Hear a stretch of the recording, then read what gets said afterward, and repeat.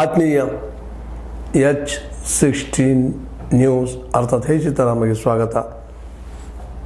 ನಾನು ನಿಮ್ಮವ MI ಅಥವಾ ಮಲ್ಲಪ್ಪ ಜ್ಯೋತವರ ಆತ್ಮೀಯರೇ. ನಮ್ಮ ಮಧ್ಯದ ವಿಜ್ಞಾನಿ, ತತ್ವಜ್ಞಾನಿ, ಸಂಶೋಧಕ, ಆಕಾಶ, ಕಾಡು, ನೆಲ, ಜಲಗಳ ಬಗ್ಗೆ ಅರಿತ, ಭೌತಶಾಸ್ತ್ರ ಓದಿದ ಕೇರಳದ ಕೃಷ್ಣಸ್ವಾಮಿ ಅಯ್ಯರ್ ತಾಯಿ ವಿಶಾಲಾಕ್ಷಿ ಅವರಿಂದ 1940 ಆಗಸ್ಟ್ 24 ಜನಿಸಿದ ಕೆ ಕಸ್ತೂರಿ ರಂಗನ್ ಅವರು ಈಗ ನಮ್ಮೊಂದಿಗೆ ಇಲ್ಲ ಅನ್ನೋದು ನೋವಿನ ಸಂಗತಿ. ಈ ಸಾವನ್ನು ನೆನೆದಾಗ ಒಮ್ಮೆ ಭಯ ಅನ್ನಿಸ್ತದ, ಒಮ್ಮೊಮ್ಮೆ ಇದು ಅನಿವಾರ್ಯನೂ ಅನ್ನಿಸ್ತದ. ಅದೇನು ಅನಿಸಿದ್ರು ಅದು ನಮ್ಮ ಬಿಡಲಾರ್ದ ಮಿತ್ರ ಅನ್ನೋದು ಎರಡು ಮಾತಿಲ್ಲ.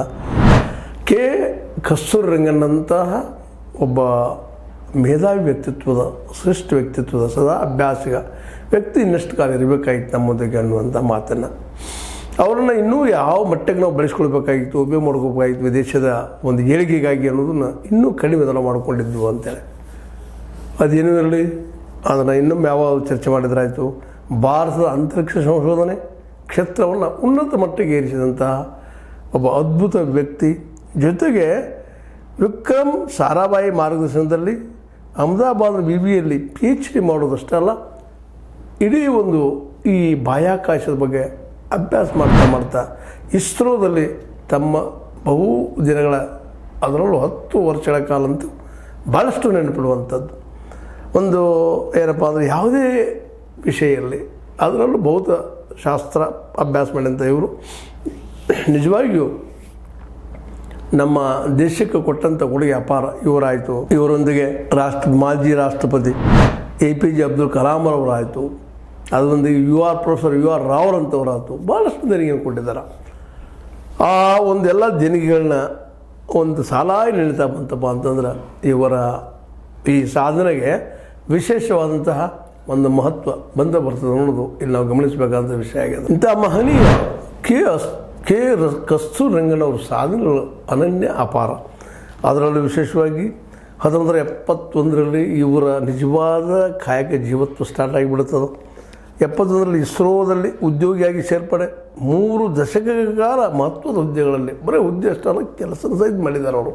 ಯಾಕಂದ್ರೆ ಆ ಹುದ್ದೆ ಸಿಗಬೇಕಾಗಿದ್ದ ಅಲ್ಲಿ ವರ್ಕ್ ಆಗಲೇಬೇಕಾದಂಥ ಒಂದು ಪ್ರತಿಭೆ ಅವ್ರದ್ದಿತ್ತು.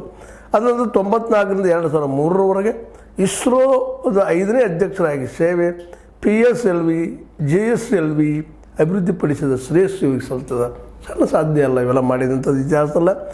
ಭೂ ವೀಕ್ಷಣಾ ಉಪಗ್ರಹಗಳಾದ ಭಾಸ್ಕರ್ 1, ಭಾಸ್ಕರ್ 2 ತಯಾರಿಕೆಯಲ್ಲಿ ಯೋಜನಾ ನಿರ್ದೇಶಕರಾಗಿ ಕೆಲಸ ಮಾಡಿದ್ದಾರೆ. ಅದೇ ಕಾಲಕ್ಕೆ IRS 1A 1B 1C ಮತ್ತು 1D ಮತ್ತು INSAT-2 ಉಪಗ್ರಹಗಳ ಉಡ್ಡಯನಕ್ಕೆ ಮಾರ್ಗದರ್ಶನ ಮಾಡಿದ್ದಾರೆ. ಮಾರ್ಗದರ್ಶನ ಮಾಡೋದಲ್ಲ, ಸ್ವತಃ ಅದರಲ್ಲಿ ಇನ್ವಾಲ್ವ್ ಆಗಿದ್ದಾರೆ. ಚೆನ್ನೈ IIT, ರೂರ್ಕಿ IIT, ಬೆಂಗಳೂರಿನ IISc ಆಡಳಿತ ಮಂಡಳಿ ಸದಸ್ಯರು, ವಿಶ್ವಸಂಸ್ಥೆಯ ಬಾಹ್ಯಾಕಾಶ ವಿಜ್ಞಾನ ಮತ್ತು ತಾಂತ್ರಿಕ ಶಿಕ್ಷಣ ಕೇಂದ್ರ, ರಾಮನ್ ಸಂಶೋಧನಾ ಕೇಂದ್ರ ಮತ್ತು ನ್ಯಾಷನಲ್ ಏರೋಸ್ಪೇಸ್ ಲ್ಯಾಬ್ರಾಟರಿ ಅಧ್ಯಕ್ಷರಾಗಿ ಸೇವೆ ಮಾಡಿದ್ದಾರೆ. ನೋಡಿರಿ ಹೆಚ್ಚಿಷ್ಟು ವರ್ಗಗಳಿವರು, ನಿರಂತರವಾಗಿ ಕೆಲಸವು, ನಿರಂತರ ಕಾಯಕ ಜೀವಿ. ದೇಶದ 4 ವಿಜ್ಞಾನ ಅಕಾಡೆಮಿಗಳು ಮತ್ತು ಹಲವು ವಿದೇಶಿ ಅಕಾಡೆಮಿಗಳಿಗೂ ಸದಸ್ಯರಾಗಿ ಸೇವೆ ಸಲ್ಲಿಸಿದ್ದಾರೆ. ಮತ್ತು ಇದವರ ಈ ಸೇವೆಯನ್ನು ನೋಡಿಕೊಂಡು ಈ ರಾಷ್ಟ್ರಕ್ಕೆ ಒಂದು ಮಾರ್ಗದರ್ಶನ ಮಾಡಲಿ ಅನ್ನೋದಷ್ಟು ಇಟ್ಕೊಂಡು 2003ರಿಂದ 2009 ರಾಜ್ಯಸಭಾ ಸದಸ್ಯರನ್ನಾಗಿ ಮಾಡಿದಾರಲ್ಲ. 2004-2009 Bengaluru national institute of advance studies ಅಂದರೆ NIAS ನಿರ್ದೇಶಕರಾಗಿ ಕೆಲಸ ಮಾಡಿದ್ದಾರೆ. ಮುಂದೆ 2009ರಿಂದ 2014 ಯೋಜನಾ ಆಯೋಗ ಸದಸ್ಯರಾಗಿದ್ದಾರೆ. ನೋಡ್ರಿ, ನಾವು ಯೋಜನಾ ಆಯೋಗವನ್ನು ಕಿತ್ತಾಕಿಬಿಟ್ಟಿವಿ, ಏನೂ ವಿಚಾರ ಮಾಡಲಾರದು. ಇಂಥ ಅದು ಅದ್ಭುತವಾದ ವ್ಯಕ್ತಿಗಳು ಅಲ್ಲಿ ಕೆಲಸ ಮಾಡ್ತಾಯಿದ್ರು ಅನ್ನೋದು ನಾವು ಗಮನಿಸಬೇಕಾಗಿದೆ. ಯಾಕಪ್ಪ ಅಂತಂದರೆ ಅದು ಯೋಜನಾ ಆಯೋಗ ಇಡೀ ದೇಶದ ಅರ್ಥವ್ಯವಸ್ಥೆಯನ್ನು, ಇಲ್ಲಿಯ ರಾಷ್ಟ್ರ ಸಂಪತ್ತಿನ ಬಗ್ಗೆ, ಇನ್ನುಳಿದ ಬಗ್ಗೆ, ಅದ್ರ ಜೊತೆಗೆ ವಿಜ್ಞಾನದ ಬಗ್ಗೆ ಎಲ್ಲರಿಗೂ ಅಭ್ಯಾಸ ಮಾಡಿದವರು ಅಲ್ಲಿ ಇರ್ತಾಯಿದ್ರು, ಸಲಹೆ ಸೂಚನೆ ಕೊಡ್ತಾಯಿದ್ರು, ಏನು ಬೇಕು ದೇಶಕ್ಕೆ, ಏನು ಮಾಡಬೇಕು ಅನ್ನೋದು. ಅದನ್ನು 3 ದಾಖಲೆ ಏನು ಮಾಡಿದ್ರು ನಮ್ಮ ಮುಂದದ ಈಗ. ಅದೇ ಕಾಲಕ್ಕೆ ಯೋಜನಾ ಆಯೋಗದ ಸದಸ್ಯರಾದಂಥವ್ರು ಸಲಹೆ ಕೊಡೋದು. ಇನ್ನೊಂದು ಭಾಳ ಮಹತ್ವದ ಕೆಲಸ, 2013 ಪಶ್ಚಿಮ ಘಟ್ಟ ಅಧ್ಯಯನ ಸಮಿತಿ ನೇತೃತ್ವ ವಹಿಸಿದ್ರು. ಇದು ಸಾಣದಲ್ರಿ, ಅದಕ್ಕೆ ಮೊದಲು ಗಡ್ಗಿಲ್ಲರು ಕೊಟ್ಟಿದ್ದ ಕೈಗೆ ವಿರೋಧ ಬಂತು. ನಮ್ಮ ಜನನ ಈಗ ಇದ್ದಾರೆ, ನಿಸರ್ಗ ಉಳಿಸಬೇಕು ಮಾಡಬೇಕು ಅಂತೇಳಿ ಅದಕ್ಕೆ ವಿರೋಧ. ಅದರಲ್ಲೂ ರಾಜಕಾರಣಿಗಳು ಅನಗತ್ಯವಾಗಿ ನಮ್ಮ ಜನನ ಒಂದಿಷ್ಟು ಯಾಕೋ ಏನೋ ಈ ವಿಷಯದಲ್ಲಿ ಅಭ್ಯಾಸ ಮಾಡಲಿಲ್ಲ ಏನೋ, ಅದು ತಿಳುವಳಿಕಿಲ್ಲೇನೋ, ಈ ಒಂದು ನೆಲೆಯಲ್ಲಿ ಗಾಡಿಗಳು ವಿರೋಧ ಮಾಡಿ ಕೆ ಕಸ್ತೂರಿರಂಗನ್ನರವ್ರನ್ನ ಆ ಪಶ್ಚಿಮ ಘಟ್ಟಗಳ ಬಗ್ಗೆ ಅಭ್ಯಾಸ ಮಾಡೋದಕ್ಕೆ ಅದು ಯಾವ ರೀತಿ ಇರಬೇಕು ಅನ್ನೋದು ಮಾಡಿದ್ರು, ಅಭ್ಯಾಸ ಮಾಡಿದ್ರು, ಮಾಡಿ ಸಲಹೆ ಸೂಚನೆ ಕೊಟ್ಟರು. ಆದರೆ ನಮ್ಮ ಸರ್ಕಾರಗಳು ಅದನ್ನು ಪಾಲಿಸಲಿಲ್ಲ. ಯಾವುದೋ ಒಂದಿಷ್ಟು ಲಾಬಿಗಳಿಗೆ ಬೆಲೆಯಾಗಿ ಯಾವುದೋ ಜನ ತಮ್ಮ ಬೇಕಾದಂಗೆ ಜನರನ್ನು ಉಪಯೋಗ ಮಾಡ್ಕೊಂಡು ಆಂದೋಲನ ಅನ್ನುವಂಥ ರೂಪದಲ್ಲಿ ಮಾಡಿದರು. ಬಟ್ ಅದೆಲ್ಲ ತಪ್ಪಿದ್ದು. ಆ ಸಂದರ್ಭದಲ್ಲಿ ನಮ್ಮ ಕೆ ಕಸ್ತೂರಿರಂಗನ್ನವರ ಒಂದು ಸಲಹೆಯನ್ನು ನಾವು ಸರಿಯಾಗಿ ಪಾಲಿಸಿದ್ರೆ ಇವತ್ತು ಈ ನಮ್ಮ ಕಾಡುಗಳು ನೆಲದಲ್ಲಿ ಹಿಡಿಯುವಂಥದ್ದು, ಮತ್ತೆ ಹೋಗುವಂಥದ್ದು, ಏಕಾಏಕಿ ಹೊಳೆಗಳು ಬರುತ್ತಿರುವಂಥದ್ದು, ನದಿಗಳ ಮಟ್ಟ ಅಥವಾ ಅದರ ದಾರಿಗಳು ಬದಲಾಗುವಂಥದ್ದು ಆಗ್ತಾ ಇರಲಿಲ್ಲೇನೋ. ಆದರೆ ನಾವು ಅದಕ್ಕೆ ಏನಪ್ಪ ಅಂದ್ರೆ ಅಷ್ಟು ಆದ್ಯತೆ ಕೊಡಲಿಲ್ಲ, ಇವತ್ತಿಗೂ ಆದ್ಯತೆ ಕೊಡ್ತಾ ಇಲ್ಲ ಆ ಮಾತಿನಲ್ಲಿ. ಆದರೆ ಈಗ ಮುಂದೆ ಇನ್ನೊಂದು ಭಾಳ ಮಹತ್ವದ್ದು ಏನಪ್ಪ ಅಂದ್ರೆ, ಇದ್ರ ಜೊತೆಗೆ 2020 ರಾಷ್ಟ್ರೀಯ ಶಿಕ್ಷಣ ನೀತಿ NEP ಕರಡು ಸಮಿತಿ ಅಧ್ಯಕ್ಷರಾಗಿ ಯಾವ ರೀತಿ ಒಬ್ಬ ಶಿಕ್ಷಣಕ್ಕೆ ಸಲಹೆ ಕೊಟ್ಟರು. ಜವಾಹರ್ಲಾಲ್ ನೆಹರು ವಿಶ್ವವಿದ್ಯಾಲಯದ ಕುಲಪತಿ ಕರ್ತವ್ಯ, ಕರ್ನಾಟಕ ಜ್ಞಾನ ಆಯೋಗದ ಅಧ್ಯಕ್ಷರಾಗಿ ಸೇವೆ, ಇವೆಲ್ಲವೂ ಸೇವೆ ಮಾಡಿದಂಥ ಇವರು ಇವತ್ತು ನಮ್ಮದು ಇಲ್ಲಲ್ಲ ಅನ್ನುವಂಥ ಒಂದು ನೋವು. ಜೊತೆಗೆ ಅವ್ರು ಕೊಟ್ಟಂಥ ಸಲಹೆಗಳನ್ನ ನಾವು ಶಿಕ್ಷಣದಲ್ಲೇ ಮತ್ತು ನಮ್ಮ ನಿಸರ್ಗದಲ್ಲೇ ನಮ್ಮ ವಿಜ್ಞಾನದಲ್ಲೇ ಇನ್ನಷ್ಟು ಅಳವಡಿಸ್ಕೊಂಡಿದ್ರೆ ಏನೋ ಇನ್ನೂ ಚೇಂಜ್ ಆಗ್ತದ್ದೇನೋ ಅನ್ನುವಂಥ ಮಾತುಗಳು ಇವತ್ತದವ. ಜೊತೆಗೆ ಪಶ್ಚಿಮ ಘಟ್ಟಗಳ ಅಧ್ಯಯನ ವರದಿ ಅಂತೂ ನಮಗೆ ಗೊತ್ತದ, ಈಗಾಗಲೇ ಅದನ್ನು ರೆಫರ್ ಮಾಡಿದ್ದದ. ಜೊತೆಗೆ ಶಿಕ್ಷಣ ಸಲುವಾಗಿಯೂ ಸಾಕಷ್ಟು ವರ್ಕ್ ಮಾಡಿದ್ದದ. ರಾಜ್ಯ ಜ್ಞಾನ ಆಯೋಗದ ಅಧ್ಯಕ್ಷರಾಗಿ ಮತ್ತು ಶಿಫಾರಸು ಮಾಡಿದ್ದಾರೆ. ಅದರ 89 ಶಿಫಾರಸುಗಳು ಮಾಡಿದ್ದಾರೆ. ಜ್ಞಾನಾಧಾರಿತ ಸಮಾಜ ನಿರ್ಮಾಣ ಆಗಬೇಕು ಅನ್ನುವಂಥ ದಿಶೆಯಲ್ಲಿ ಅವರು ಕೊಟ್ಟಂಥ ಧ್ಯೇಯಗಳು ಅಪಾರ ಆಗಿದ್ದಾವೆ.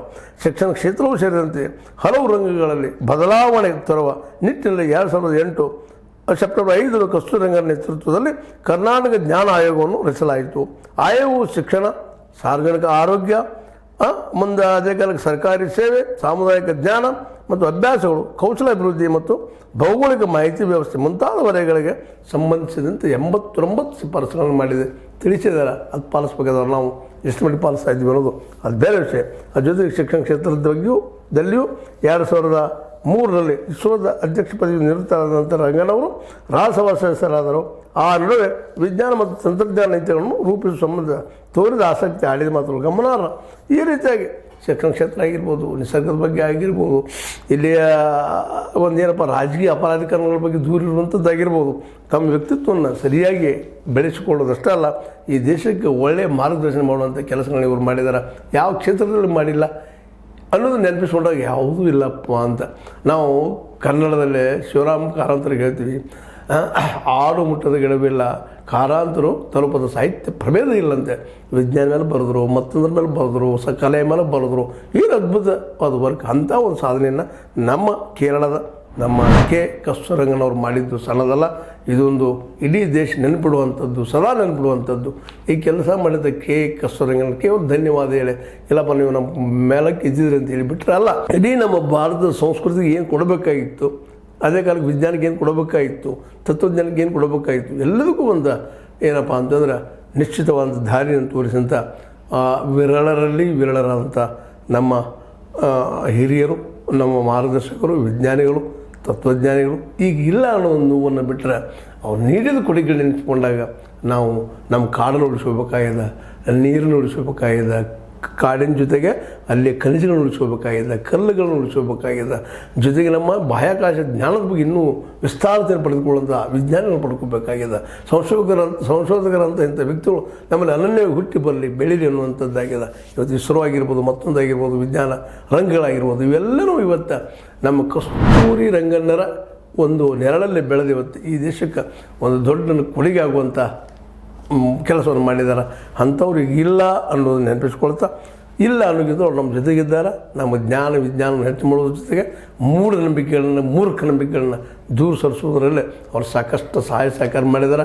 ಅವರಂಥ ತ್ಯಾಗಿ ಜೀವಿಗಳು, ಹೋರಾಟ ಜೀವಿಗಳು ನಮ್ಮಲ್ಲಿ ಬರಲಿ, ಇನ್ನೂ ವೈವಿಧ್ಯಮಯವಾದಂಥ ಜ್ಞಾನ ಹೆಚ್ಚಾಗಲಿ ಅಂತ ಹೇಳ್ತಾ ಮತ್ತೊಮ್ಮೆ ಅವರ ಇಲ್ಲಾಗುವಿಕೆಗೆ ನಮನ ಸಲ್ಲಿಸುತ್ತಾ, ಮತ್ತೊಮ್ಮೆ ಅವ್ರು ನೆನಪಿಸುತ್ತಾ, ಅಂಥ ಜೀವ ಇನ್ನೊಮ್ಮೆ ಬರಲಿ.